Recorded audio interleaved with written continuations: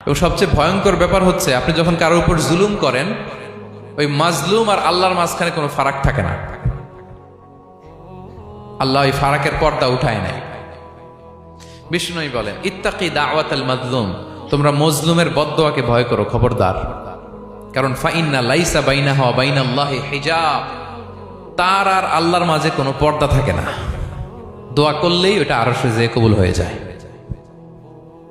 আল্লাহ তাআলার চারিপাশে অনেক পর্দা আছে। কেউ কেউ বলে 70,000 নূরের পর্দা। 70,000টা সহিহ হাদিস দ্বারা সাব্যস্ত না, কিন্তু অসংখ্য অগণিত পর্দা, এবং পর্দাও এটা নূরের পর্দা। আচ্ছা বলেন তো, জানলা দিয়ে বাইরের আলো ঠেকাতে আমরা দেয়ালে জানালায় কি লাগাই? পর্দা লাগাই। পর্দাটা কিসের তৈরি? মোটা কাপড়ের, যাতে করে ওই আলো না আসে। কিন্তু আল্লাহর চারদিকে যে পর্দা, ওই পর্দাটা কিসের? নূরের, আলো। ওনার পর্দায় আলো দিয়ে তৈরি। সুবহানাল্লাহ বললেন না?